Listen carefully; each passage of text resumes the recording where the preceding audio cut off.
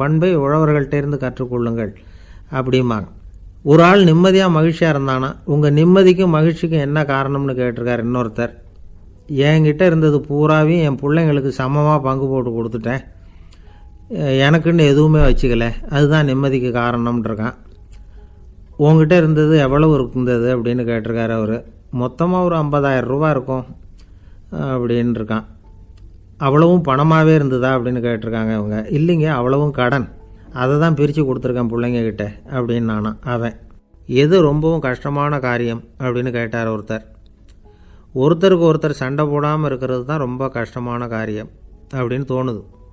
ஒரு நாட்டுக்கும் இன்னொரு நாட்டுக்கும் சண்டை, நாட்டுக்குள்ளேயே ஒரு குரூப்புக்கும் இன்னொரு குரூப்புக்கும் சண்டை. ஏன் சண்டை போட்டுக்கிறீங்கன்னு கேட்டு பாருங்கள். நாங்கள் சமாதானத்துக்காக தான் சண்டை போட்டுக்கிறோம் அப்படிம்பாங்க. வாழறதுக்காக பிறந்த மனுஷன் லட்சியத்துக்காக உயிரை விட தயார் அப்படின்னு சொல்லிகிட்டு இருப்பான். அப்படி உயிரை விடுறவங்கள நாமளும் பாராட்டுவோம். ஆனால் ஒன்றுமில்லாத விஷயங்களுக்கெல்லாம் சண்டை போடுறவங்களெல்லாம், அப்படிப்பட்டவங்களையும் சரி உயிரை விடுறவங்களையும் சரி என்னென்னு சொல்கிறது, யுத்தங்களாலேயும் சண்டைகளாலேயும் நாம் அடையிறது என்னங்கிறது ஒரு பக்கம் இருக்கட்டும், இழக்கிறது என்ன தெரியுமா, ஏராளமான உயிர்கள். ரத்தம் சிந்துறதுக்கு நான் தயார் அப்படின்னு மார்தட்டி சொல்லலாம். ஆனால் ரத்தம் சிந்தினா உயிர் காத்துக்கிட்டு இருக்க தயார் இல்லை. அதாவது உயிர் நமக்காக காத்துக்கிட்டு இருக்க தயார் இல்லை. இழக்கிற ரத்தத்தை ஈடுகட்டினா தான் உயிரை காப்பாற்ற முடியும். அதனால் இது சம்மந்தமாக ஆராய்ச்சி செய்கிற கட்டாயம் ஏற்பட்டு போச்சு. அதோட விளைவாக புதுசாக ஒன்றை கண்டுபிடிச்சிருக்கிறாங்க. அதுதான் செயற்கை ரத்தப்பொடி.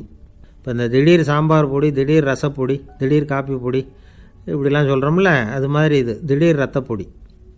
இஸ்ரேல் ஒரு சின்ன நாடு, மக்கள் தொகை குறைச்சல், அதோட போர்கள் வேறு. அதனால் காயம்பட்டவங்களை காப்பாற்றியே தீர வேண்டிய கட்டாயம். காப்பாற்றணும்னா ரத்த இழப்பை தடுக்கணும். அப்படின்னா உடனடியாக புது ரத்தம் செலுத்தி ஆகணும். திடீர்னு ரத்தம் வேணும்னா எங்கே போகிறது? அதுவும் கிடைக்கிற ரத்தம் சேர்கிற குரூப்பாக இருக்கணும். ஒரு வேடிக்கை பார்த்தீங்களா, நான் வேறு குரூப்பு நீ வேறு குரூப்புன்னு இவன் சண்டை போடுறான். இதில் அடிபட்டவனுக்கு ரத்தம் கொடுக்க போனால் அதுலேயும் அது வேறு வேறு குரூப்பாக இருக்குது.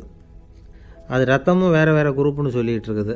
எந்த குரூப்பு ரத்தம் வேணும், அது உடனடியாக கிடைக்கலன்னா என்ன பண்ணுறது? இப்படிப்பட்ட கஷ்டம்லாம் நமக்கு வந்துடுது. இதுக்காக தான் விஞ்ஞானிகள் இந்த ரத்த பொடியை கண்டுபிடிச்சிருக்கிறாங்க. அதாவது ஒரு ஆள் அடிபட்டு போட்டான்னு வச்சுங்களேன், அவனுக்கு ரத்தம் கிடைக்கல, உடனே என்ன பண்ணலாம், இந்த சுத்தப்படுத்தப்பட்ட தண்ணீரை கொஞ்சம் எடுத்துக்க வேண்டியது, அதில் இந்த ரத்த பொடியை கரைக்க வேண்டியது. இப்போ இந்த செயற்கை ரத்தம் தயாராகிட்டுது. இதை அந்த ஆள் உடம்புல ஏற்றி விட்டுற வேண்டியது. இயற்கையாக நம்ம உடம்பில் இருக்கிற ரத்தம் என்னென்ன வேலை செய்யுதோ அதே வேலையை இதுவும் செய்யும். அதாவது ஆக்சிஜனை உடம்புல எல்லா இடத்துக்கும் எடுத்துகிட்டு போகுது. அந்த வேலையை இந்த செயற்கை ரத்தமும் செஞ்சுருது. ஆனால் ஒரு விஷயம், இந்த செயற்கை ரத்தம் ஒரு அவசரத்துக்கு தான் உபயோகப்படுத்தலாம், ஒரு முதல் உதவி மாதிரி. அதை அப்படியே நிரந்தரமாக விட்டுற முடியாது. பின்னாடி தேவையான குரூப்பு உண்மையான ரத்தம் கிடைச்ச உடனே அதை செலுத்திக்கணும். உண்மையான ரத்தத்தை 20லேருந்து 40 நாள் வரைக்கும் தான் பாதுகாக்க முடியும். அதுவும் குளிர்பதன பெட்டியில். அதுக்குள்ளே உபயோகப்படுத்தலைன்னா அது வீணாக போயிடும். இந்த ரத்த பொடி அப்படி இல்லை, எவ்வளோ நாள் வேணும்னாலும் அப்படியே வச்சுருக்கலாம், குளிர்பதன பெட்டியும் தேவையில்லை. ஆனால் ஒன்று, இது தண்ணியில் கலந்து செயற்கை ரத்தமாக ஆக்கிவிட்டா அதோட வலு 72 மணி நேரம் தான், அதாவது 3 நாள். அதுக்குள்ளே அந்த ஆசாமியை எங்கேயாவது ஆஸ்பத்திரிக்கு தூக்கிட்டு போய் உண்மையான ரத்தத்தை கொடுத்துடணும். சண்டையில் அடிபடுறவங்க, சாலை விபத்தில் அடிபடுறவங்க, இவங்களுக்கெல்லாம் அவசரத்துக்கு கை கொடுத்து உதவுறது இந்த செயற்கை ரத்த பொடி. அதுக்கப்புறம் நாம் கொடுக்குற ரத்தம் தான் அவங்கள காப்பாற்றணும்.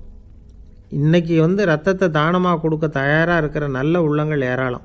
எவ்வளவு ஆக்சிடெண்ட்டு, ஆப்ரேஷன், இதில் சம்மந்தப்பட்டவங்களை காப்பாற்றுறது நாம் தானமாக கொடுக்குற ரத்தம் தானே. ஒரு ஆக்சிடெண்ட்டு, ஒரு ஸ்கூட்டர் ஒரு ஆள் மேலே மோதி விட்டுது, பார்த்து வரக்கூடாதா அப்படின்னா அந்த ஆள், நீ தான் பார்த்து நடக்கணும், ஏன்னா 20 வருஷமாக நான் அந்த ஸ்கூட்டரை ஓட்டிகிட்டு இருக்கிறேன் அப்படின்னானா இவன். இதுக்கு அவன் சொன்னானா, நீ தான் பார்த்து ஓட்டணும், ஏன்னா 40 வருஷமாக நான் இப்படி நடந்துக்கிட்டு இருக்கிறேன் அப்படின்னானா. ஒரு ஊரில் ஒரு ராஜா இருந்தார். பெரிய அரண்மனையில் தான் இருக்கிறார். எல்லா வசதியும் இருந்தது. இருந்தாலும் அவர் எல்லாரும் சொல்கிறது எப்படி தெரியுமா, பிச்சைக்கார ராஜா. அப்படி ஒரு பேர் அவருக்கு நிலச்சி போச்சு. ஜனங்களும் சரி மற்ற தேசங்களில் உள்ளவங்களும் சரி அவர் அந்த பேர் சொல்லியே குறிப்பிடுறது வழக்கமாக போட்டுது. இது அவருக்கு ரொம்ப கவலையாக போச்சு. என்ன இது, நம்மளை தேடி வர்றவங்களுக்கெல்லாம் நாம் சோறு போடுறோம், நம்ம புகழ்ந்து பாடல் ஏற்றி கொண்டு வர்ற புலவர்களுக்கெல்லாம் அவங்க எப்படி வந்தாலும் ஒருவேளை சோறு போடணுங்கிறது உத்தரவு. இவ்வளவுலாம் செஞ்சும் நம்மளை போய் பிச்சைக்கார ராஜான்னு எல்லாரும் சொல்கிறாங்களே, அது ஏன், எதுக்காக இப்படி சொல்கிறாங்க? இதுதான் ராஜாவுக்கு குழப்பம். சரி, இதை பற்றி நம்ம அமைச்சர்கள்கிட்ட கேட்கலாமா அப்படின்னு யோசனை பண்ணார். இந்த விஷயத்தை போய் அவங்கக்கிட்ட எப்படி கேட்குறதுன்னு அவருக்கு தயக்கமாக இருந்தது. கௌரவ குறைச்சலாக தெரிஞ்சுது அவருக்கு. சரி, சாதாரண குடிமக்கள்கிட்ட இதை பற்றி கேட்கலாமா அப்படின்னு யோசனை பண்ணார். கேட்கலாம், ஆனால் அவங்க யாரும் ராஜா முன்னாடி வந்து நின்று தைரியமாக பேசக்கூடிய அளவுக்கு இல்லை. ராஜாவோட குழப்பம் நாளுக்கு நாள் அதிகமாக போச்சு. கடைசியாக அவர் ஒரு முடிவுக்கு வந்தார். அதாவது இதை பற்றி ஒரு பிச்சைக்காரங்கிட்டே கேட்டு பார்த்துட்டா என்ன. இதுதான் அவர் பண்ண முடிவு. உடனே மாறு வேஷம் போட்டுக்கிட்டு நகர்வலம் போனார். ஒரு பிச்சைக்காரனை கண்டுபிடிச்சார். இதை பாருப்பா, நம்ம ராஜாவை எல்லாரும் பிச்சைக்கார ராஜான்னே சொல்கிறாங்களே, அதுக்கு என்ன காரணமாக இருக்கும் அப்படின்னு கேட்டார். அதுக்கு அவன் சொல்கிறான், இதுக்கான பதிலை இன்னும் ஒரு 30 நாளில் சொல்கிறேன் அப்படின்னா. உடனே இவருக்கு சந்தோஷம். உண்மையை அவங்ககிட்ட சொன்னார். நான் வேற யாரும் இல்லை, நான் தான் இந்த நாட்டு ராஜா. இப்போ நீ என் கூடவே வந்துடு, அரண்மனையிலேயே தங்கிக்கோ. 30 நாள் கழித்து எனக்கு பதில் சொல்லிவிட்டு அதுக்கப்புறமா நீ போகலாம் அப்படின்னு சொல்லி அழைச்சிட்டு வந்துட்டார். அரண்மனையில் ஒரு மூலையில் அவன் தங்கறதுக்கு இடம் கொடுத்தார். தினம் 2 வேளையும் இவனுக்கு சோறு போடுங்க அப்படின்னு உத்தரவு போட்டார். ராஜா கொடுத்த இடத்துல போய் உக்காந்துக்கிட்டான் அந்த பிச்சைக்காரன். தினமும் அந்த அரண்மனையில் நடக்கிறதையெல்லாம் கவனிச்சிக்கிட்டு வந்தான். வேளைக்கு சாப்பாடு வரும், சாப்பிட்டுக்கிட்டு இருக்கான். இப்படி 30 நாள் முடிஞ்சுது. ராஜா வந்தார். என்ன, என்னோட கேள்விக்கு பதில் என்னன்னு கண்டுபிடிச்சிட்டியான்னார். கண்டுபிடிச்சிட்டேன்னா. என்ன எல்லாரும் பிச்சைக்கார ராஜான்னு சொல்கிறாங்களே, அது நியாயமாக படுதா உனக்குன்னு கேட்டார். நியாயமாக தான் படுது, சந்தேகம் இல்லாமல் நீங்கள் பிச்சைக்கார ராஜா தான். என்னதான் நீங்கள் வசதியோடவும் படைபலத்தோடவும் இருந்தால் கூட நீங்கள் எங்கள் வர்க்கத்தை சேர்ந்த ஆசாமி தான் அப்படின்னு அடித்து சொல்லிவிட்டான் அந்த ஆள். ஏனால் அப்படி சொல்கிறேன்னு கேட்டார் இவர். அரசே, ஒரு உண்மையை கண்டுபிடிச்சி சொல்கிறதா நான் உங்ககிட்ட சொன்னேன். நீங்கள் ராஜ பரம்பரைன்னா உடனே உங்கள் கழுத்தில் கிடக்கிற முத்து மாலையை கழட்டி பரிசாக கொடுத்துருப்பீங்க, பொன்னையும் மணியையும் கொடுத்துருப்பீங்க. ஆனால் நீங்கள் அப்படி செய்யலை. என்னை ஒரு மூலையில் உட்கார வச்சு 2 வேளை சோறு போட சொன்னீங்க. உங்களை தேடி யார் வந்தாலும், யார் பாராட்டி பேசினாலும் அல்லது பிரச்சனைகளை சொன்னாலும் நீங்கள் செய்கிற ஒரே காரியம் சோறு போடுறது தான். பிச்சைக்காரனுக்கு சோறு மட்டும்தான் உலகம். உங்கள் விஷயத்திலையும் நீங்கள் அப்படி தான் நினைக்கிறதாக தெரியுது. நல்லா கவனிங்க. எந்த ஒரு பிரச்சனைக்கும் சோறு தான் முடிவுன்னு நினைக்கிறீங்க பாருங்கள். நீங்கள் சந்தேகமில்லாத எங்களை சேர்ந்த ஆள் தான் அப்படின்னு விட்டான் அந்த பிச்சைக்காரன். அதுக்கப்புறம் தான் அந்த ராஜா தன்னுடைய தவறுகளை எல்லாம் திருத்திக்கிட்டாராம். பசின்னு வர்றவங்களுக்கு சோறு தான் போடணும், அது தப்பு இல்லை. பாராட்ட வர்றவங்களுக்கெல்லாம் சோத்தையே போட்டு அனுப்புனா இப்படி தான் பேர் வரும். எனக்கு தெரிஞ்ச ஒருத்தர் தினமும் யாராவது ஒருத்தரை தன் வீட்டுக்கு அழைச்சிட்டு போவார், சாப்பாடு போட்டு அனுப்புவார். முன்னறிவிப்பு இல்லாமல் திடீர்னு ஒரு விருந்தாளியோட வீட்டில் போய் இவர் நிற்கிறது வழக்கம். அந்த அம்மாவும் இவருக்காக தயார் பண்ணி வச்சுருந்ததை இவர் அழைச்சிட்டு வந்திருக்கிற விருந்தாளிக்கு போட்டுருவாங்க. விருந்தாளி சாப்பிட்டுட்டு போனதுக்கப்புறம் இவர் மனைவிகிட்ட உனக்கு சிரமம் வேணாம் அப்படின்னு சொல்லிவிட்டு பக்கத்தில் உள்ள ஒரு ஹோட்டலுக்கு போய் காசு கொடுத்து சாப்பிட்டுட்டு வந்துடுவார். பல நாள் இப்படி நடக்கும். ஒரு நாள் அவரை தனியாக கூப்பிட்டுக்கிட்டு போய் ஏன் இப்படி பண்ணுறீங்கன்னு கேட்டோம். அதுக்கு அவர் சொல்கிறாரு, எங்கள் வீட்டு சாப்பாட்டிலேருந்து தப்பிக்கிறதுக்கு எனக்கு வேறு வழி எதுவும் தெரியல சார், அதனால தான் இப்படி பண்ணிகிட்ருக்கிறேன் அப்படின்னார் ரொம்ப பரிதாபமாக. ஒருத்தன் எப்படி நடந்துக்கிறாங்கிறத வச்சு தான் அந்த ஆள் எப்படிங்கிறத நாம் முடிவு பண்ணுறோம். ஆளுமைன்னு சொல்கிறோம்ல, அதுக்கு சூழ்நிலைகளை ஆளுகின்ற தன்மை அப்படின்னு விளக்கம் கொடுக்குறார் ஒரு உளவியல் நிபுணர். சரி, ஒரு மனிதனுடைய ஆளுமையை உருவாக்குகிற விஷயங்கள் என்னென்ன? பிறப்பு, வளர்க்கப்பட்ட விதம், படிப்பு, நண்பர்கள், சமுதாயம், இப்படி நிறைய உண்டு. ஆளுமையின் அடிப்படையில் சில மனநோய்கள் உண்டாகுது. அதெல்லாம் என்னென்னங்கிறத தெரிஞ்சு வச்சுக்கிட்டோம்னா நம்ம கூட இருக்கிறவங்கள அடையாளம் கண்டுபிடிக்கிறதுக்கு அது ரொம்ப உபயோகமாக இருக்கும். ஃப்ரெனாய்டு ஆளுமை அப்படின்னு ஒன்று. இந்த கோளாறு உள்ளவங்க எப்படி இருப்பாங்க தெரியுமா? அதிக உணர்ச்சி, சந்தேகம், பொறாமை இதெல்லாம் அதிகமாக இருக்கும். வளைஞ்சு கொடுக்க மாட்டாங்க.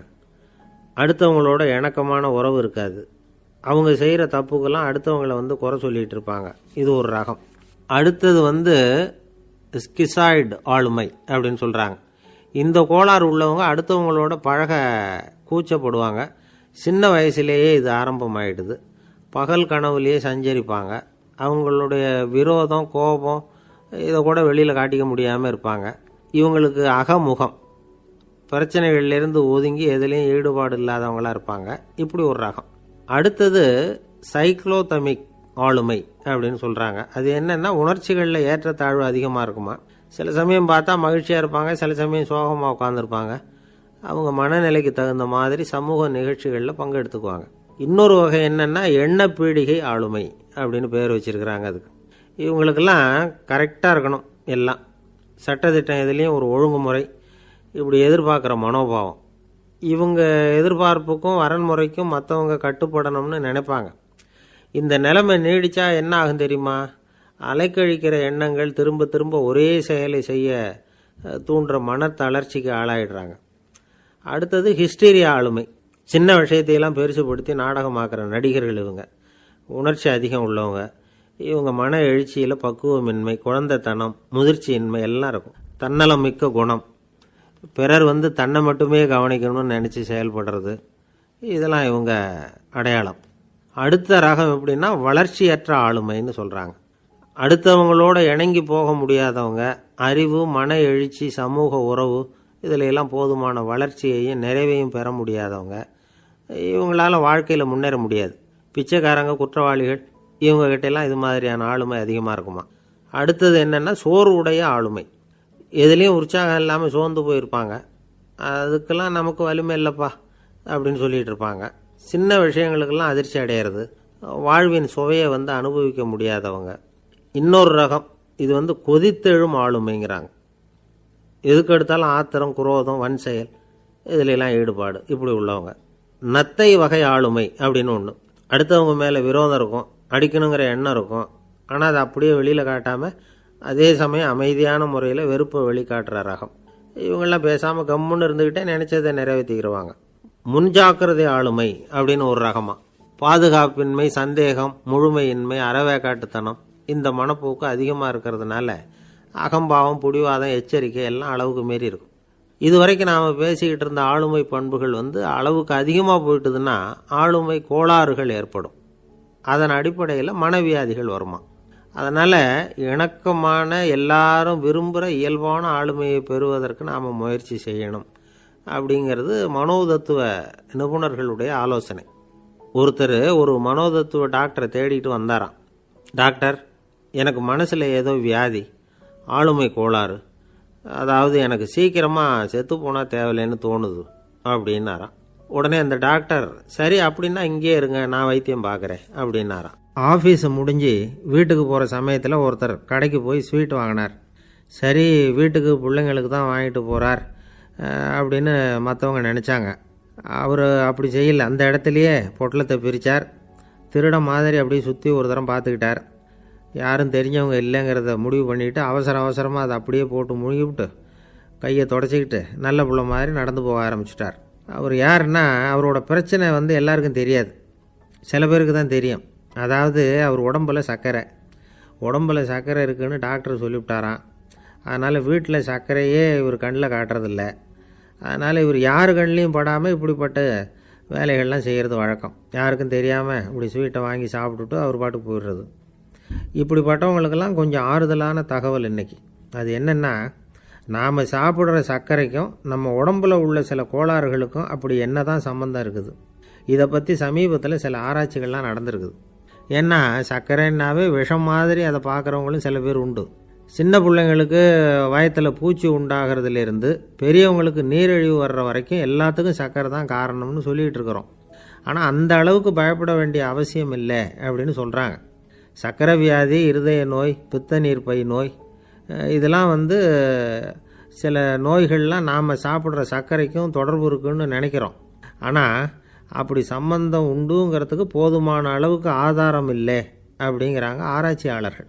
ஒரே ஒரு சம்பந்தம் தான் உறுதியாக இருக்குதான். அதுவும் இந்த பல் சிதைவு அப்படின்னு இருக்கு இல்லையா, அந்த சர்க்கரை சாப்பிட்றதுக்கும் இந்த பல் சிதைவுக்கும் சம்பந்தம் இருக்குது அப்படிங்கிறத மட்டும் உறுதியாக சொல்கிறாங்க.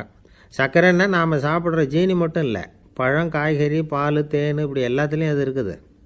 கேரட்டு கொடுக்குற சத்தில் 88% சர்க்கரை, ஆப்பிள் கொடுக்குற சக்தியில் 95% சர்க்கரை. இது ஜீனி சர்க்கரை, இது ஆப்பிள் சர்க்கரை அப்படிங்கிற வித்தியாசம்லாம் உடம்புக்கு கிடையாது. ரெண்டுமே உடனடியாக சக்தி கொடுக்குது. ஒரு ஸ்பூன் சர்க்கரையில் 16 கலோரி தான் சத்து இருக்குது. அதிகமாக சர்க்கரை சாப்பிட்டா நீரிழிவு வந்துருங்கிறது தப்பான ஒரு அபிப்பிராயம். டயபெட்டிஸுங்கிறது ஒரு மெட்டபாலிக் டிசார்டர், அவ்வளவுதான். அதாவது நாம் சாப்பிட்ற சர்க்கரையை நம்ம உடம்பு திறமையாக உபயோகப்படுத்திக்க முடியல அப்படின்னு அர்த்தம். அதனால தான் அதிகமாக இனிப்பு வேணாம்னு சொல்கிறோம். ஏற்கனவே உடம்பால் முடியாத ஒன்றை மறுபடியும் அது தலையில் சுமத்தி அதிகமாக வேலை வாங்க வேணாமே அப்படிங்கிறதுக்காக தான். ஆகாரத்தில் அதிகமாக சர்க்கரை இருந்தால் அதனால் உடனே சர்க்கரை வியாதி வந்துடும்ங்கிறதுக்கு விஞ்ஞான ரீதியாக போதுமான ஆதாரம் இல்லை.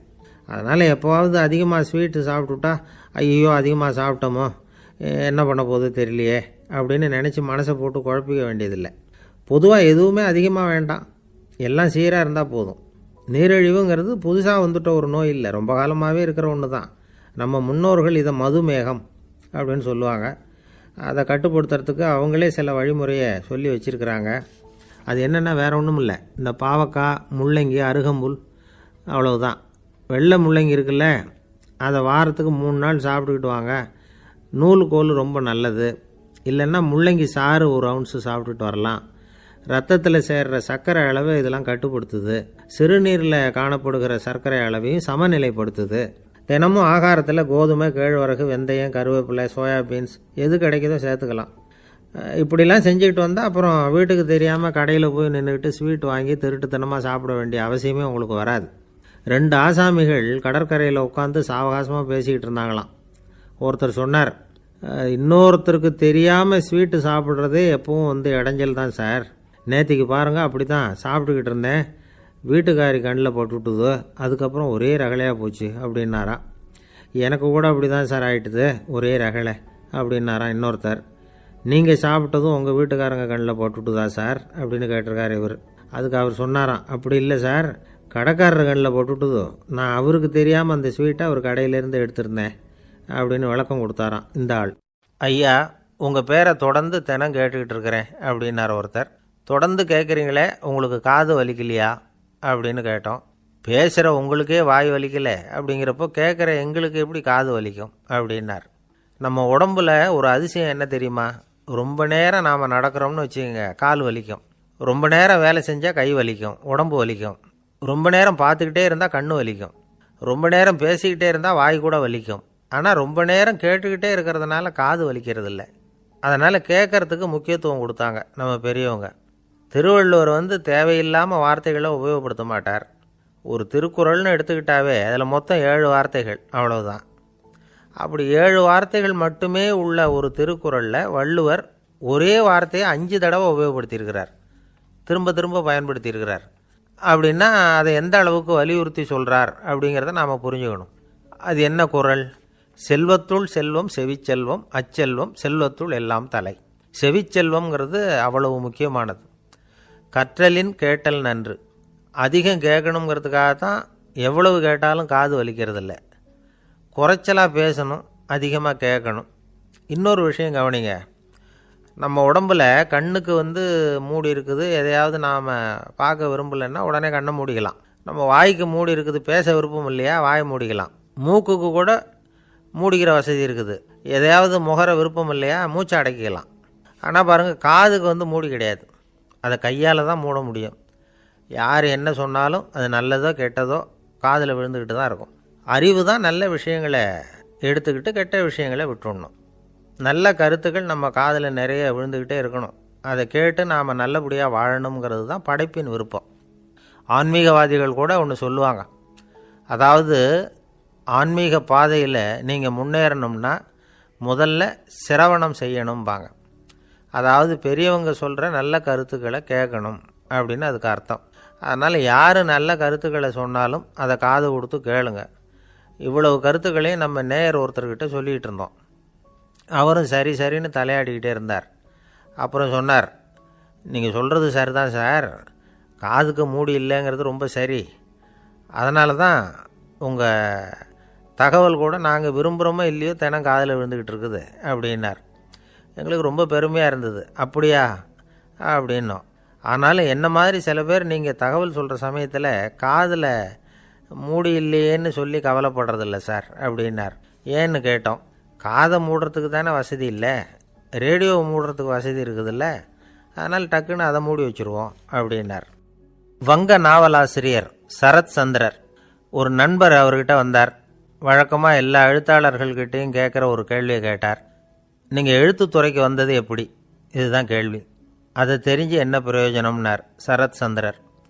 சும்மா சொல்லுங்களேன், தெரிஞ்சுக்கிறேன் அப்படின்னார் வந்தவர். சரி சொல்கிறேன்னு ஆரம்பித்தார். நான் ரங்கூனில் வேலை பார்த்துக்கிட்டு இருந்தேன். சம்பளம் பத்தல. வேலையும் பார்த்துக்கிட்டு ஒரு பலசரக்கு கடை வைக்கலாம்னு நினச்சேன். என்னால் மளிகை கடை வச்சு சரியாக நடத்த முடியுமாங்கிற சந்தேகம் என் மனைவிக்கு. அதை சோதனை பண்ணி பார்க்கணுங்கிறதுக்காக சில பொருள்களின் அளவு, அதோட விலை, இப்படி சிலதை சொல்லி எல்லாத்தையும் மனக்கணக்காக கூட்டி போட சொன்னாங்க. என்னால் சரியாக கூட்டி சொல்ல முடியல. உங்களால் மளிகை கடை நடத்த முடியாதுன்னு சொல்லிவிட்டாங்க. உடனே என்ன பண்ணுறது, வேறு வழி இல்லை, கதை எழுத ஆரம்பிச்சிட்டேன் அப்படின்னார். கேட்டவருக்கு சிரிப்பு வந்துட்டு தான். சரத் சந்திரர் ஒரு பக்கம் சீரியஸான நாவல்கள், சிறுகதைகள் எழுதியிருந்தாலும் அவருடைய இன்னொரு பக்கம் வேற விதம். நண்பர்கள்கிட்ட பேசும்பொழுதும் சரி, அவர்களுக்கு கடிதங்கள் எழுதும்போதும் சரி, கேலியும் கிண்டலும் நகைச்சுவை உணர்வும் அதிகமாக இருக்கும். காந்திஜி ஒரு சமயம் கல்கத்தாவுக்கு வந்திருந்தார். தேசபக்தர்கள் பல பேர் அவர்கிட்ட பேசிக்கிட்டு இருந்தாங்க. அப்போது சரத் சந்திரரும் அங்கே இருந்தார். கிரண் சங்கர் ராய் அப்படிங்கிறவரும் அங்கே இருந்தார். அவர் சொன்னாராம், காந்திஜியோட பழகிய முதல் வங்காளி நான் தான். போயர் யுத்த காலத்தில் இவர் லண்டனுக்கு வந்திருந்தப்போ என்கிட்ட தான் வங்காள மொழி கற்றுக்கிட்டார் அப்படின்னாராம். உடனே சரத் சந்திரர் காந்திஜியை பார்த்து, இவர் உங்களுக்கு வங்காள மொழி கற்றுக் கொடுத்தது உண்மைதானா அப்படின்னாராம். ஆமான்னாராம் காந்தி. அதனால தான் உங்களால் வங்காள மொழி கற்றுக்க முடியல அப்படின்னாராம். எல்லாரும் சிரித்தாங்களாம். சரத் சந்திரர் சாம்தாபேர் அப்படிங்கிற கிராமத்தில் தங்கியிருந்தார் ஒரு இலக்கிய நிகழ்ச்சியில் கலந்துக்கிறதுக்காக. அதுக்காக ஒரு கல்கத்தாவுக்கு போக வேண்டிய சூழ்நிலை. அதுக்காக புறப்பட்டார். அந்த சமயத்தில் பின்னாடி இருந்து யாரோ அவரை கூப்பிட்டாங்க. இப்படி கூப்பிட்டவரை பார்த்து இன்னொருத்தர் யாரோ அதட்டி இருக்கிறாங்க. போகிறவரை ஏன் இப்படி கூப்பிடுறீங்க அப்படின்னு. ஏன் கூப்பிட்டா என்னன்னு கேட்டிருக்கார் சரத் சந்திரர். புறப்படுறவங்கள பின்னாடி இருந்து கூப்பிடுறது அபசகுனம், போகிற இடத்துல ஏதாவது ஆபத்து வரலாம் அப்படின்னு அதுக்கு விளக்கம் கொடுத்துருக்கிறார் அவர். உடனே சரத் சந்திரர் சொன்னாராம், இதோ இவங்க என்னை இலக்கிய கூட்டத்துக்கு அழைச்சிட்டு போகிறாங்களே, இதை விட வேற என்ன ஆபத்து வந்துட போகுது அப்படின்னாராம். இப்படி சரத் சந்திரருக்கு இயல்பாகவே நகைச்சுவை உணர்வு உண்டு. அவருடைய நண்பர் ஒருத்தர் வீட்டுக்கு கூப்பிட்டுருந்தார். அங்கே ஒரு கச்சேரிக்கு ஏற்பாடு பண்ணியிருந்தாங்க. சரத் சந்திரருக்கு இயல்பாகவே கச்சேரியில் நீண்ட ஆலோசனையெல்லாம் கேட்குறதுக்கு பொறுமை இருக்காது. அதனால் மெதுவாக பாட போகிறவர் எப்படி அப்படின்னு கேட்டிருக்கார். அவருக்கு ரொம்ப நல்லா பாட தெரியும் அப்படின்னு சொல்லியிருக்கிறாங்க. அதுக்கு சரத் சந்திரர், பாட தெரியுங்கிறது சரி, பாட்டை நிறுத்த தெரியுமா அதை சொல்லுங்கள் முதல்ல அப்படின்னாராம். கங்கை கரை தோட்டம் பக்கத்தில் ஒரு ஆசிரமம், அங்கே ஒரு பெரியவர் தங்கியிருக்கிறார். அவர் தான் ராமகிருஷ்ண பரமஹம்சர். அந்த ஆசிரமம் இருந்த இடம் கரக்பூர். வங்காளத்தில் பொதுவாக எல்லாரும் மீன் சாப்பிட்றது உண்டு. கங்கையில் குளிச்சுட்டு கையில் ஒரு மீனோடு வர்றது வழக்கம். இவர் இருக்கிற இடத்துக்கு கங்கையில் படகு வழியாக வரணும். அப்படி தான் எல்லோரும் வருவாங்க. வர்றவங்கள ஒன்று கூட்டி ஆன்மீக விஷயங்களை பற்றி பேசிக்கிட்டு இருப்பார். ஒவ்வொரு நாள் ஒவ்வொருத்தர் நகரத்துக்கு போகணும். வரும்பொழுது மீன் கொண்டுக்கிட்டு வரணும். அதுக்கு ஒரு அட்டவணையே உண்டு ஆசிரமத்தில். அது பிரகாரம் ஒரு நாள் சுவாமி யோகானந்தர் படகுல போனார். படகை செலுத்தினவங்க ராமகிருஷ்ணரையும் சுவாமி யோகானந்தரையும் மற்றவங்களையும் பித்தர்கள் அப்படின்னு சொல்லி ஏளனமாக பேசினாங்க. அவங்க என்ன பைத்தியம் பிடிச்சவங்க அப்படிங்கிறது மாதிரி. சுவாமி யோகானந்தருக்கு ரொம்ப மென்மையான இதயம். இவங்க இப்படி கண்ணாபின்னான்னு பேசுகிறத பார்த்தா மீனை வாங்கிட்டு திரும்புகிறப்போ என்ன நடக்குமோ அப்படிங்கிற பயம் வேறு வந்துட்டுது அவருக்கு. அவ்வளவு மென்மையானவர். இதை தெரிஞ்சுக்கிட்ட ராமகிருஷ்ணர், யோகானந்தா இங்கே வா அப்படின்னு கூப்பிட்டார். இவர் கண்ணீரை தொடச்சிக்கிட்டே கிட்ட போனார். சொன்னார், ஐயா, படகு ஓட்டுறவங்க உங்களை பற்றி மோசமாக பேசுகிறாங்க. என்ன திட்டினா பரவாயில்ல, ஆனால் உங்களை அவங்க திட்டுறாங்க, அதை என்னால் தாங்கிக்க முடியல அப்படின்னார். இதை கேட்டதும் ராமகிருஷ்ணருக்கு கோபம் வந்துட்டு தான்.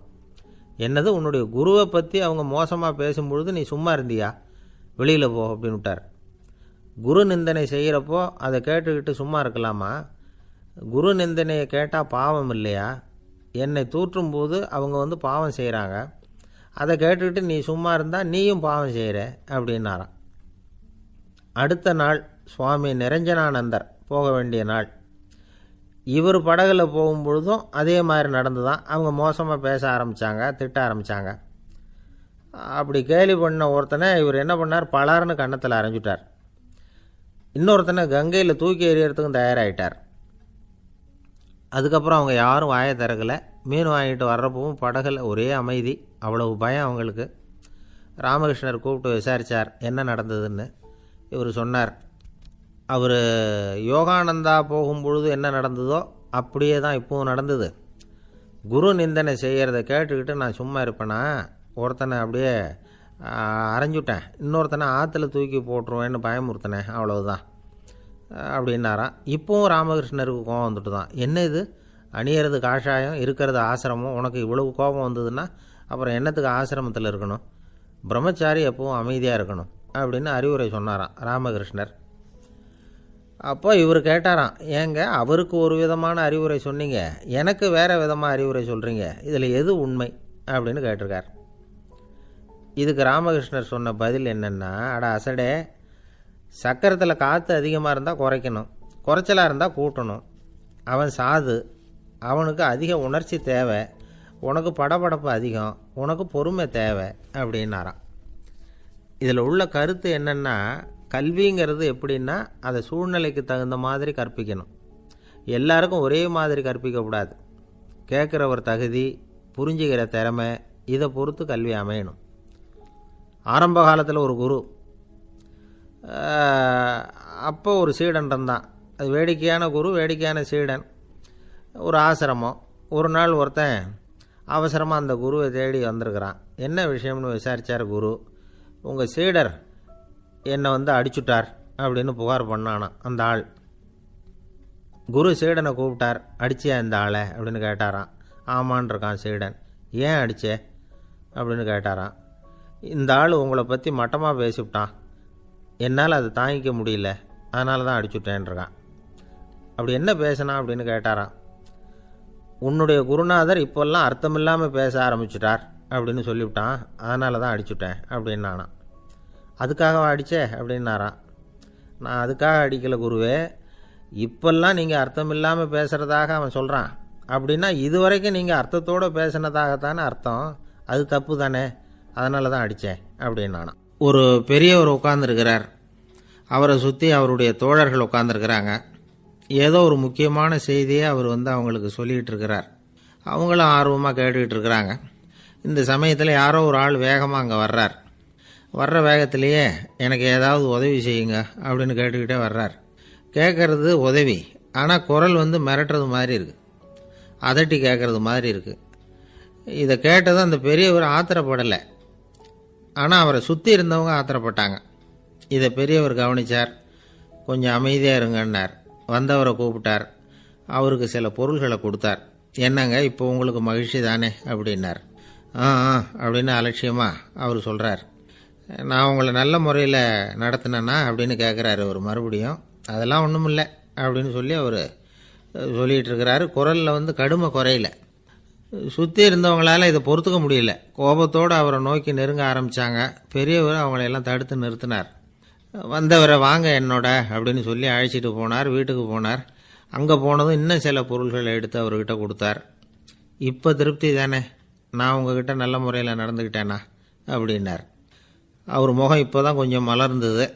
ரொம்ப நன்றி, இறைவன் உங்கள் குடும்பத்துக்கு எல்லா நன்மைகளையும் செய்வான் அப்படின்னு சொன்னார். இதே வார்த்தைகளை என்னுடைய தோழர்கள்கிட்டே சொல்லிட்டீங்கன்னா அவங்க கோபம் தணிஞ்சிரும், வர முடியுமான்னார். கண்டிப்பாக வர்றேன் அப்படின்னாரு. மறுநாள் காலையில் அந்த இடத்துக்கு வந்தார். அதே மாதிரி சொல்லிவிட்டு அவர் போயிட்டார். தோழர்கள்லாம் ரொம்ப வியப்போடு பெரியவரை பார்த்தாங்க. அந்த பெரியவர் தான் நபிகள் நாயகம். அவர் சொன்னார், ஒருத்தன் ரொம்ப ஆசையாக ஒரு ஒட்டகத்தை வளர்த்துக்கிட்டு வந்தான். ஒரு நாள் அந்த ஒட்டகம் கயத்தை அறுத்துக்கிட்டு ஓடி போயிட்டுது.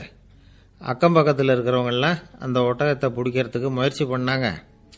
அதை துரத்திக்கிட்டு ஓடினாங்க. ஒட்டகம் தாறுமாறாக ஓட ஆரம்பிச்சிது. இந்த சமயத்தில் ஒட்டகத்தை வளர்த்தவன் அங்கே ஓடி வந்தான். நீங்கள் அதை ஒன்றும் செய்ய வேணாம், விட்டுருங்க, அதோட சுபாவம் எனக்கு நல்லா தெரியும், அதை சுலபமாக என்னோடய வழிக்கு கொண்டுட்டு வந்துட முடியும், நான் பார்த்துக்கிறேன், விட்டுருங்கோ அப்படின்னா. எல்லாரும் விலகி போயிட்டாங்க. இவன் என்ன செஞ்சான் தெரியுமா, கொஞ்சம் புல்லை கையில் எடுத்துக்கிட்டு அந்த ஒட்டகத்தை நெருங்கினா அவ்வளவுதான். அது ஓடி வந்து இவன் காலடியில் உட்காந்துக்கிட்டது. செல்லமாக அதை அப்படியே தடவி கொடுத்தான், முதுகில் ஏறி உட்காந்துக்கிட்டான். அது பாட்டுக்கு சாதுவாக நடந்து போகுது. இந்த கதையை நபிகள் நாயகம் தம்முடைய தோழர்களுக்கு சொல்கிறார். ஒட்டகத்தை மட்டும் இல்லை, சில மனிதர்களையும் கூட சில விதத்தில் அணுகி தான் அவர்களை வந்து சீர்திருத்த வேண்டியிருக்குது அப்படிங்கிறத அவங்களுக்கு உணர்த்தினார். இது ஒரு அழகான உளவியல் அணுகுமுறை. சில குடும்ப தலைவர்கள் கூட இந்த ஒட்டகம் மாதிரி நடந்துக்கிறது உண்டு, அப்புறம் அடங்கி போகிறதும் உண்டு. ஒரு குடும்ப தலைவர் காலையில் எழுந்திரிச்சதுலேருந்து சத்தம் போட்டு கத்திக்கிட்டு இருப்பார். பக்கத்தில் இருந்தவங்கெல்லாம் ஓடி போய் சமாதானம் பண்ணி பார்த்தாங்க. அவர் ஓயறது மாதிரி தெரியல. கடைசியில் அவர் மனைவி வந்தாங்க. நீங்கள் எல்லாம் விலகி போயிடுங்க, அவர் சுபாவம் எனக்கு தெரியும், நான் பார்த்துக்கிறேன் அப்படின்னாங்க. சரின்னு எல்லோரும் போயிட்டாங்க. சாயந்தரமாக வந்து பார்க்குறாங்க, அவர் சத்தம் இல்லாமல் ஒரு மூலையில் உட்காந்துருக்கிறார், ரொம்ப சாதுவா. ஆச்சரியமாக இருந்தது. என்னம்மா பண்ணீங்கன்னு கேட்டாங்க. அது ஒன்றும் இல்லைங்க, ஒரு வேளை சாப்பாட்டை நிறுத்தினேன், பட்னி போட்டேன், அவ்வளவுதான் அப்படின்னாங்க அந்த அம்மா. ஒரு ராஜா ஊரெல்லாம் சுற்றி பார்த்துட்டு வரலாம்னு ஒரு நாள் புறப்பட்டு போனார். ஒரு இடத்துல தறி நெசவு வேலை ரொம்ப மும்முரமாக நடந்துக்கிட்டு இருந்தது. ஒரு பெரியவர் தறியால் நெசவு வேலை செஞ்சுக்கிட்டு இருந்தார். பக்கத்தில் ஒரு அழகான பொண்ணு உட்காந்து நூலை சுற்றிக்கிட்டு இருக்குது. ராஜா அந்த பெரியவரை பார்த்து யார் இந்த பொண்ணுன்னு விசாரித்தார். ராஜா அப்படி கேட்டதும் அவருக்கு ரொம்ப பெருமையாக போயிட்டுது. ஏன்னா உட்காந்துருந்தது அவரோட மகள். அரசே, இது என்னுடைய மகள், இவ வேகமாக நூல் தெரிக்கக்கூடியவள், வைக்கோலை எடுத்து இவ தெரிச்சா கூட அது எல்லாம் பவுனிழையாக வெளியில் வரும் அப்படின்னு ஒரு ராசி இவளுக்கு அப்படின்னு ரொம்ப பெருமையாக ராஜா கிட்ட சொன்னார். ராஜா இதை கேட்டதும் அசந்துட்டார். அப்படியா, இவ்வளவு அழகும் சாமர்த்தியமும் உள்ள இந்த பொண்ணு என்னோட வரட்டுமே, இவளை என் மருமகளாக ஆக்கிக்கிறேன் அப்படின்னார் ராஜா. அந்த பெரியவருக்கு ஒன்றும் புரியல. ஏதோ கொஞ்சம் பெருமையாக சொல்ல போவ அது இப்படி ஆயிட்டுதே அப்படின்னு கவலைப்பட்டார். இருந்தாலும் ராஜா பேச்ச தட்ட முடியுமா, மகளை அனுப்பி வச்சுட்டார். ராஜா அந்த பொண்ணை அரண்மனைக்கு அழைச்சிட்டு வந்தார். அங்கே ஒரு அறையில் வச்சு பூட்டி விட்டார். அந்த ரூமு நிறைய வைக்கோலை கொண்டாந்து போட்டு அடைச்சாங்க. 3 ராட்டைகள் வேறு வச்சுருந்தாங்க. நாளைக்கு பொழுது விடியறதுக்குள்ளே நீ இந்த வைக்கோலையெல்லாம் தங்க இழைகளாக மாற்றி காட்டணும். நாளைக்கு காலம்புறம் வந்து நான் இந்த அறை கதவை திறப்பேன். உன் தகப்பன் சொன்னது மாதிரி எல்லாம் தங்கமாக மாறி இருக்கணும், இல்லைன்னா நீ உயிர் தப்ப முடியாது அப்படின்னு உத்தரவு போட்டார். பாவம் அந்த பொண்ணு என்ன பண்ணும், பகல் பூரா அழுதுகிட்டே உட்காந்துருக்குது. ராத்திரி பூராவும் தூக்கம் வரல. மறுநாள் அதிகாலை நேரத்தில் யாரோ கதவை தட்டுற சத்தம் கேட்டுது. பயந்துக்கிட்டே கதவை திறக்கிறா. திறந்து பார்த்தா வெளியில் 3 அவலட்சணமான பெண்கள். ஒருத்திக்கு வந்து கால் அகலமாக முறை மாதிரி இருக்குது, இன்னொருத்திக்கு கட்டை விரல் கரண்டி மாதிரி பெருசாக இருக்குது, 3வது பொண்ணுக்கு உதடு தடித்து ரப்பர் மாதிரி தொங்கிக்கிட்டு இருக்கு. யார் நீங்கள், உங்களுக்கு என்ன வேணும் அப்படின்னு கேட்குது இந்த பொண்ணு. நாங்கள் உங்களுக்கு உதவி செய்கிறதுக்கு தான் வந்திருக்கிறோம் அப்படின்னு சொல்லி உள்ளே வந்தாங்க. உட்காந்தாங்க. கொஞ்ச நேரத்துக்குள்ளே உள்ளே இருந்த வைக்கோலையெல்லாம் தங்க இழைகளாக மாற்றி கொடுத்துட்டு போயிட்டாங்க. காலையில் ராஜா வந்தார், பார்த்தார். ஆகா பேஷுனார். இன்னும் கொஞ்சம் வைக்கோலை கொண்டாந்து அந்த ரூமில் போட சொன்னார். இந்த வைக்கோலையும் இன்றைக்கி தங்கமாக மாற்றிவிடு, நாளைக்கு மறுநாள் உனக்கும் இளவரசனுக்கும் கல்யாணம்னு சொல்லிவிட்டார். இன்றைக்கி ராத்திரி அந்த 3 பொண்ணுங்களும் வந்தாங்க. வைக்கோலை பொண்ணு இழைகளாக மாற்றினாங்க, புறப்பட்டாங்க. இந்த பொண்ணு அவங்க காலில் விழுந்து வணங்கினா. என் உசுரை காப்பாற்றினீங்க, உங்களுக்கு நான் என்ன கைமாறு செய்ய போகிறேன் அப்படின்னா. பயப்படாத, நீ விரும்பினா எங்களுக்கு ஒரு உதவி செய்யலாம். உன்னுடைய கல்யாணத்துக்கு நாங்கள் 3 பேரும் வரோம். நீ எங்களை வந்து வரவேற்று ராஜாக்கிட்டேயும் இளவரசர்கிட்டையும் நாங்கள் வந்து உன்னோட பெரியப்பா பொண்ணுங்கன்னு சொல்லி அறிமுகப்படுத்தி வை, நாங்கள் விருந்து சாப்பிட்டுட்டு போயிடுறோம் அப்படின்னாங்க. ரொம்பவும் சந்தோஷமாக சரின்னு ஒத்துக்கிட்டா. கல்யாண நாள் வந்தது.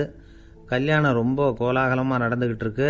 எல்லா தேசத்து ராஜா ராணிகளும் வந்துக்கிட்டு இருக்கிறாங்க. அந்த 3 அவலட்சணமான பொண்ணுங்களும் வந்து சேர்ந்தாங்க. யார் இவங்கன்னு கேட்டார் ராஜா.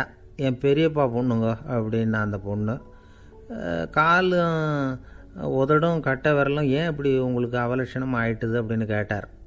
அதுக்கு அந்த பொண்ணுங்க பதில் சொன்னாங்க. என்ன செய்கிறது, ஓயாமல் வைக்கோலை நூற்று ஒருத்தியோட கட்டை விரல் அப்படி கரண்டி மாதிரி ஆயிட்டுது, நாக்கில் தொட்டு தொட்டு திரிச்சதுனால ஒருத்தியோட உதடு அப்படி ஆயிட்டுது, காலால் கட்டையை அழுத்தி அழுத்தி தறி போட்டதுனால இன்னொருத்தையோட கால் அப்படி ஆயிட்டுது. உங்கள் மருமகளாக வந்திருக்கிற இந்த பொண்ணு அந்த 3ஐயுமே செய்ய தெரிஞ்சவ தான், என்ன ஆக போதும் இன்னும் கொஞ்ச நாளில் அப்படின்னாங்க. அவ்வளவுதான். ராஜா பயந்துட்டார். அம்மா, இன்னையிலேருந்து நீ இளவரசனின் மனைவி, நீ எப்பவும் அழகாக இருக்கணும், அதனால் நீ இனிமேல் வைக்கோலை திரிக்கவே கூடாது அப்படின்னு உத்தரவு போட்டார். அவளை இக்கட்டான சூழ்நிலையிலிருந்து காப்பாற்றின அந்த 3 பொண்ணுங்களும் சந்தோஷமாக திரும்பி போயிட்டாங்களாம். சுவாமி சின்மயானந்தர் இந்த கதையை சொல்லியிருக்கிறார். தன்னலம் மறந்து சுயலாபத்தை தியாகம் செய்கிறது வைக்கோல்லேருந்து தங்க இழையை நூக்கிறது மாதிரி அப்படிங்கிறார் அவர். அது இருக்கட்டும், இப்போ நம்ம கதைக்கு வருவோம். ஒரு ராஜா தன்னோட மகனுக்கு சுயவரம் நடத்தினார். எல்லா தேசத்திலிருந்தும் ராஜகுமாரர்கள் வந்திருந்தாங்க. ராஜகுமாரியை கல்யாணம் பண்ணிக்கலாம்ங்கிற ஆசையில் சுயம்பர மண்டபத்திலேருந்து எல்லா ராஜகுமாரர்களும் அலறி அடிச்சுக்கிட்டு வெளியில் ஓடி வந்துக்கிட்டு இருக்கிறாங்களாம். ஏன் இப்படி எல்லாரும் மிரண்டு போய் ஓடி வர்றாங்கன்னு கேட்டார் ஒருத்தர். அதுக்கு இன்னொருத்தர் விவரம் சொன்னார். ராஜகுமாரியை இன்றைக்கி தான் அவங்க நேரில் பார்த்தாங்களாம், அதுதான் அப்படி ஓடி வந்துக்கிட்டு இருக்கிறாங்க அப்படின்னார். ஒரு தடவை நாரதர் ஒரு தெரு வழியாக போய்கிட்டு இருந்தார். வழியில் ஒருத்தர் வேத சாஸ்திரம்லாம் படிச்சுக்கிட்டு உட்காந்துருந்தார். அவர் நாரதரை பார்த்து எங்கே போயிட்டுருக்குறீங்கன்னு கேட்டார். கடவுளை பார்த்துட்டு வரலாம்னு போயிட்டுருக்கிறேன் அப்படின்னார் நாரதர். அப்படின்னா அவர்கிட்ட எனக்கு எப்போ முக்தி கிடைக்கும்னு கேட்டுட்டு வாங்களேன் அப்படின்னார் இவர். சரி கேட்டு வரேன் அப்படின்னு சொல்லிவிட்டு நாரதர் நடந்தார். கொஞ்சம் தூரத்தில் ஒரு மரத்தடியில் ஒரு தொழிலாளி செருப்பு தைச்சிக்கிட்டு உட்காந்துருந்தார். அந்த ஆளும் அதே மாதிரி கேட்டுக்கிட்டார். எனக்கு எப்போ முக்தி கிடைக்கும்னு கடவுள்கிட்ட கேட்டுக்கிட்டு வாங்களேன்னார்.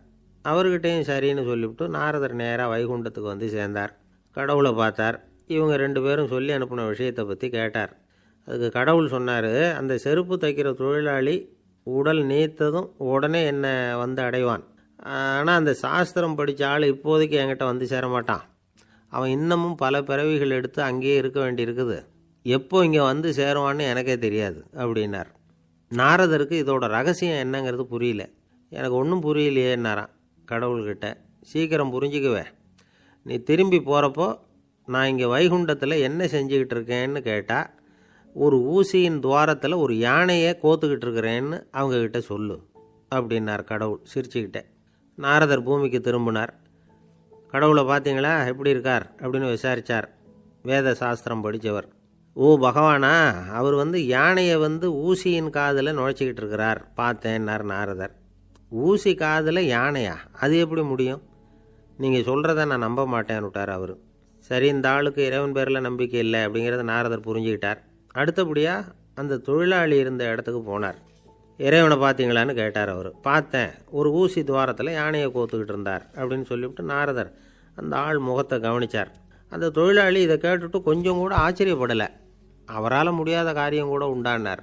என்ன இப்படி சொல்கிற, ஊசியின் துவாரத்தில் யானையை கோக்க முடியும்னு நீ நம்புறியா அப்படின்னு கேட்டார் நாரதர். நிச்சயமாக நம்புகிறேன்னார் அவர். அது எப்படி அப்படின்னு கேட்டார் இவர். இதோ பாருங்கள், நான் இந்த ஆலமரத்தடியில் தான் தினமும் உட்காந்துருக்கிறேன். தினமும் இந்த மரத்திலிருந்து எவ்வளவோ பழம் கீழே விழுது. இந்த பழத்தில் இருக்கிற ஒவ்வொரு விதையிலேயும் உள்ள ஒரு ஆலமரம் இருக்குது. ஒரு சின்ன விதைக்குள்ள ஒரு பெரிய ஆலமரம் இருக்க முடியுங்கிறப்ப ஊசி துவாரத்தில் கடவுள் யானையை நுழைய வச்சாருங்கிறத ஒத்துக்கிறதுல என்ன கஷ்டம் இருக்குது அப்படின்னு ரொம்ப சர்வசாதாரணமாக பதில் சொன்னாராம் அந்த தொழிலாளி. நாரதர் யோசனை பண்ணார். இந்த தொழிலாளி வேத சாஸ்திரங்களையெல்லாம் படிக்கலைன்னா கூட அறிவுபூர்வமாக சிந்தித்து இறைவனை நம்புகிறான். அதனால தான் கடவுள் இந்த ஆளுக்கு சீக்கிரம் முக்தி கிடைக்கும்னு சொன்னார் அப்படிங்கிறத புரிஞ்சுக்கிட்டாராம். இந்த கதையில் வர்ற கடவுள், நாரதர், வைகுண்டம் இதெல்லாம் ஒரு பக்கம் இருக்கட்டும், ஒரு சின்ன விதைக்குள்ளே ஒரு பெரிய ஆலமரம் தூங்கிக்கிட்டு இருக்கு அப்படிங்கிற உண்மை, அந்தரத்தில் 1000 கிரகங்கள் சுற்றிக்கிட்டு இருக்குங்கிற உண்மை, இதெல்லாம் நாம் பார்த்துக்கிட்டு தானே இருக்கிறோம். இந்த உண்மைகள் அதிசயமாக நமக்கு தெரியறதுனால அதை நம்பாமல் இருந்துட முடியாது. இயற்கையை பரிபூர்ணமாக நம்புங்கள், அந்த நம்பிக்கையே நம்ம வாழ்க்கைக்கு ஆதாரம் அப்படிங்கிறத விளக்கிறதுக்காக தான் இந்த கதை.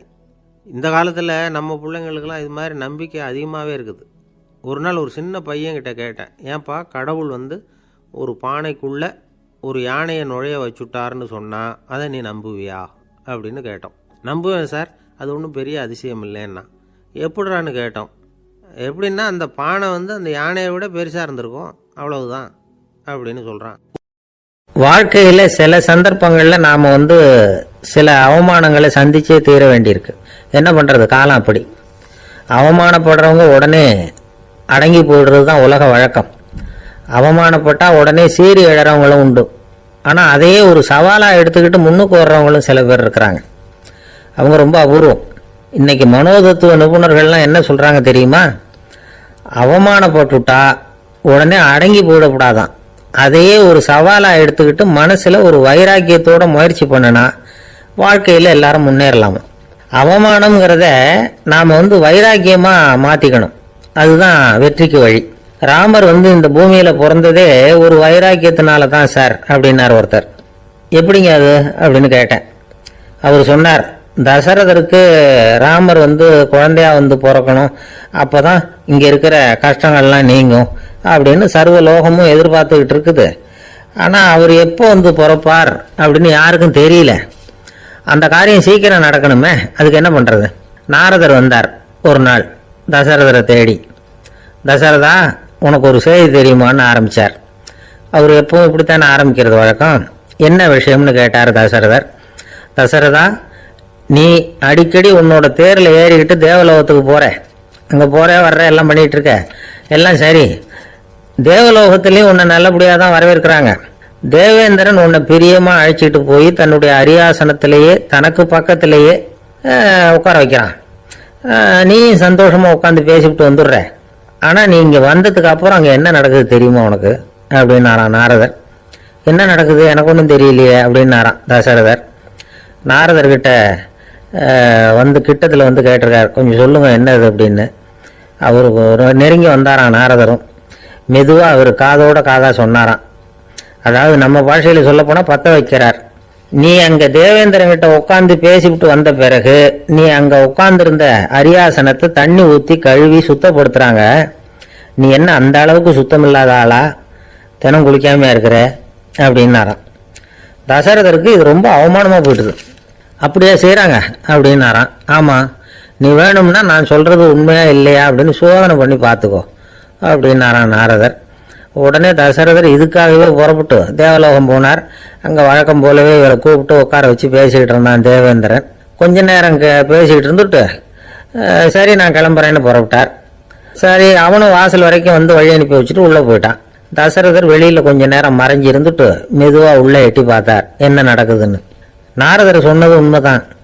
தசரதர் உட்கார்ந்திருந்த ஆசனத்தை அங்கே 2 தேவர்கள் கழுவி சுத்தப்படுத்திக்கிட்டு இருக்கிறாங்க.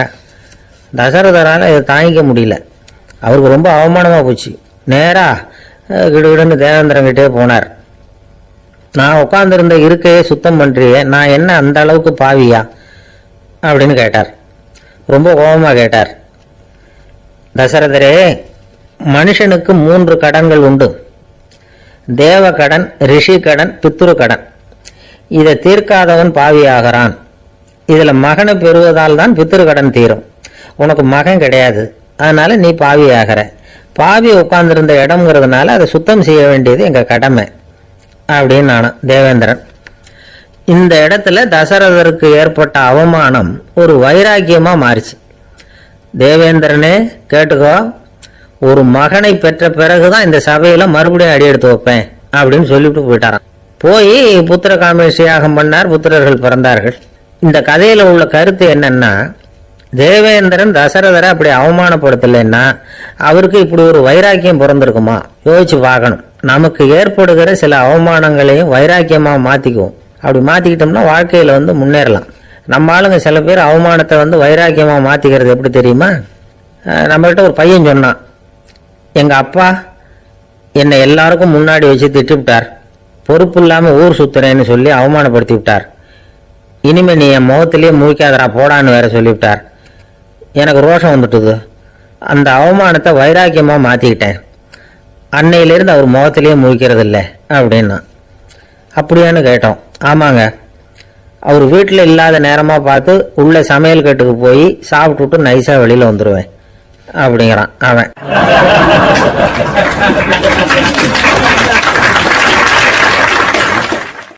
ஜவஹர்லால் நேரு பிரதமராக இருந்த சமயம் அவர் ஒரு தடவை சென்னைக்கு வந்திருக்கிறார். இங்கே சில முக்கிய நிகழ்ச்சிகளில் கலந்துக்கிறதுக்காக வந்திருந்தார். ஆளுநர் மாளிகையில் ஒரு நாள் ராத்திரி தங்கி மறுநாள் புதுடெல்லி புறப்படுறதாக ஏற்பாடு. நிகழ்ச்சிகளெல்லாம் முடிச்சுக்கிட்டு ஆளுநர் மாளிகையில் தங்கி இருக்கிறார். அன்றைக்கு இரவு படிக்கிறதுக்கு ஒரு முக்கியமான புத்தகம் அவருக்கு தேவைப்பட்டது.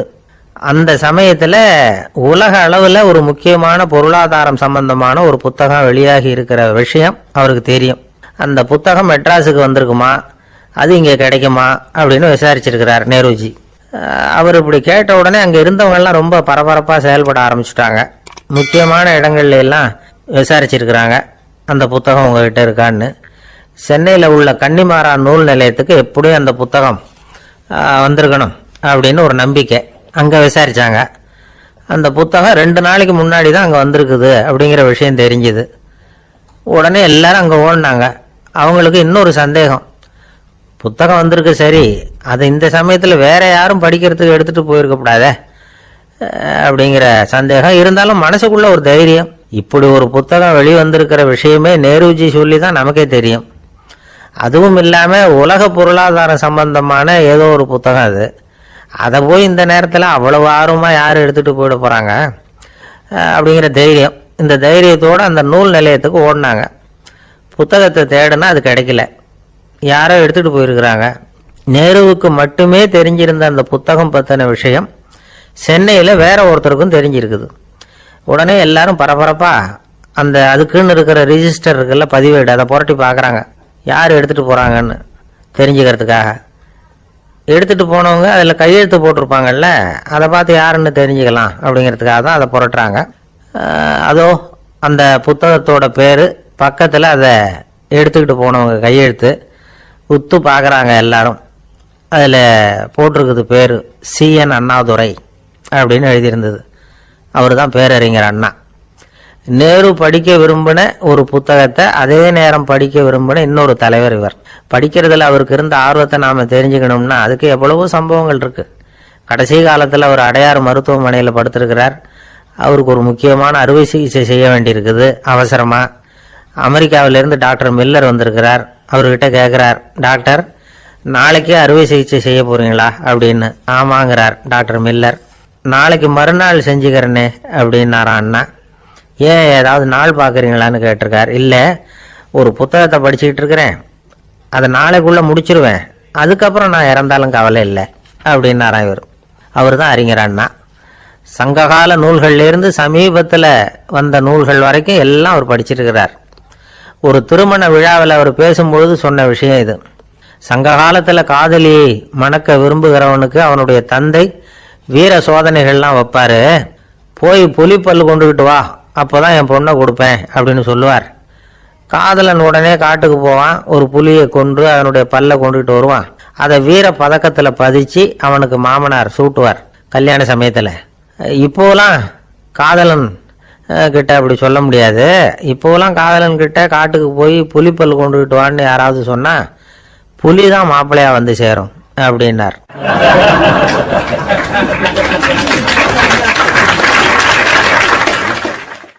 ஒரு கடைக்கு போனேன், 5 ரூபா பணத்தை எடுத்து கொடுத்தேன்.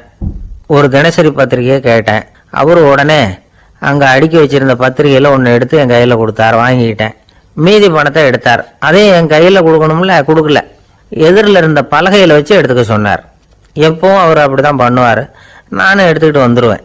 இவர் ஏன் இப்படி பண்ணுறாருங்கிறது எனக்கு ரொம்ப நாளாக ஒரு சந்தேகம். ஒரு நாள் அவர்கிட்டே இதை கேட்டுவிட்டேன். ஏங்க, நீங்கள் உங்கள் கடைக்கு வந்து பொருள்கள் வாங்குறவங்களுக்கு நீங்கள் பாக்கி சில்லறையை கொடுக்குறப்போ பலகையில் வச்சு விட்றீங்க, கையில் கொடுக்க மாட்டேங்கிறீங்களே, ஏன் அப்படின்னு கேட்டேன். காசை கையில் கொடுத்தா நம்மக்கிட்ட இருக்கிற லட்சுமி போயிடுவா சார் அப்படின்னார். அதாவது பணம் செலவாயிடும் அப்படின்னு அர்த்தமா. இன்னொரு நண்பர், அவர் ஒரு நாள் வழக்கத்துக்கு மாறா ரொம்ப சோகமாக உட்காந்துருக்கிறார். ஏங்க என்னாச்சு, ஏன் இப்படி கப்பலே கவிழ்ந்தது மாதிரி உட்காந்துருக்குறீங்க அப்படின்னு கேட்டேன். கப்பலே கவிழ்ந்திருந்தா கூட நான் இப்படி கவலைப்பட மாட்டேன் சார், வேற ஒன்று நடந்து போச்சுன்னார். என்னன்னு கேட்டேன். என் உச்சந்தலையில் பல்லி ஒன்று விழுந்துட்டுதுன்னார். அதுக்காகவா இப்படி அப்படின்னு ஆச்சரியப்பட்டேன். ஆமாங்க, பல்லி உச்சந்தலையில் விழுந்தா பலன் என்னன்னு பஞ்சாங்கத்தில் பார்த்தேன், மரணம்னு போட்டிருக்கு அப்படின்னு சொல்லிவிட்டு அவர் தொடர்ந்து கவலைப்பட ஆரம்பிச்சிட்டார். இப்படியும் ஒருத்தர், என் கூட வேலை பார்க்குற ஒருத்தர் எப்படி தெரியுமா, தினமும் வலது காலை வச்சு தான் ஆஃபீஸுக்கு உள்ளே நுழைவார். என்னைக்காவது தவறுதலாக இடது காலை வச்சு உள்ளே வந்துட்டார்னா அன்னைக்கு பூரா மனசு சங்கடப்படுவார். எந்த வேலையும் சரியாக ஓடாது. கேரம் போர்டு ஆடுற ஒருத்தர் எப்போ ஆட உட்காந்தாலும் ஸ்ட்ரைக்கரை கை தவறி கீழே விழுற மாதிரி பண்ணி அதுக்கப்புறம் அதை எடுத்துக்கிட்டு ஆட உட்காருவார். ஏன்னா எப்போ ஒரு தடவை நிஜமாவே அது கை தவறி கீழே விழுந்திருக்குது. அன்னைக்கு பிரமாதமாக ஜெயிச்சுட்டார். உடனே ஒரு முடிவுக்கு வந்துட்டார், கை தவறுனா லாபம் அப்படின்னு. அதுக்கப்புறம் அதையே பழக்கமாக்கிக்கிட்டார். பூனை குறுக்க போனால் சகனம் சரியில்லைன்னு நினைக்கிறவங்க உண்டு. ஆனால் ஒருத்தர் எப்படி தெரியுமா, அவர் வெளியில் கிளம்புற சமயம் பக்கத்து வீட்டு ரேடியோவில் மியாவ் மியாவ் பூனை குட்டின்னு பாட்டு சத்தம் கேட்டால் கூட போதும், சகனம் சரியில்லைன்னு பிரயாணத்தை கேன்சல் பண்ணிவிடுவார். இப்போ இவ்வளவு எதுக்கு சொல்றோம்னா, அளவுக்கு மீறின சகுன நம்பிக்கைகள் இருக்கு பாருங்க, இதோட பயமும் சேர்ந்துக்கிட்டதுன்னு வச்சுக்கோங்க, இது ஒருத்தருடைய மனநிலையை பாதிச்சிடும். இது உளவியல் நிபுணர்கள் சொல்ற கருத்து. வாழ்க்கையே தடுமாற வச்சிரும். பாதுகாப்பு இல்லாத உணர்வு, ஒரு விதமான டிப்ரெஷன் மனநிலை, இதெல்லாம் தான் இதுக்கு காரணமாக அமையலாம். சில பேர் காய்கறி நறுக்க கத்தியை கையில் எடுத்தா கூட நேரம் சரியா இருக்கா அப்படின்னு பார்த்துட்டு தான் வேலையை ஆரம்பிக்கிறது வழக்கம். அறிவு தான் மனசுக்கு வாத்தியாரா இருக்கணும், அப்பதான் வாழ்க்கை நிம்மதியா இருக்கும். அறிவு மனசு சொல்றபடியெல்லாம் கேட்க ஆரம்பிச்சுட்டுதுன்னா இடைஞ்சல் தான். ஒருத்தருக்கு 7ஆம் நம்பர் தான் ராசியான நம்பரான், 7ஆம் தேதி தான் எந்த காரியத்தையும் ஆரம்பிப்பாராம். 7 எழுத்து வர்றது மாதிரி பேரை மாற்றி வச்சுக்கிட்டார். 7 மணிக்கு தான் தினமும் எழுந்திருப்பார். 7ஆம் நம்பர் வீட்டில் தான் குடியிருக்கார். கல்யாணம் கூட 7ஆம் தேதி தான் பண்ணிக்கிட்டார். அவர் ஒரு நாள் குதிரை பந்தயத்துக்கு போனாராம். குதிரையோட பேரையெல்லாம் பார்த்தார். ஒரு குதிரையோட பேர் 7 எழுத்துல அமைஞ்சிருந்தது. 7 தானே இவருக்கு அதிர்ஷ்ட நம்பர். அதனால உடனே அது பேரில் பணத்தை கட்டினார். பந்தயம் நடந்தது. என்ன சார் ஆச்சுன்னு கேட்டாங்க. நான் பணம் கட்டின அந்த என்னோட குதிரை 7ஆவதா சேர்ந்தது சார் அப்படின்னாராம் சோகமா.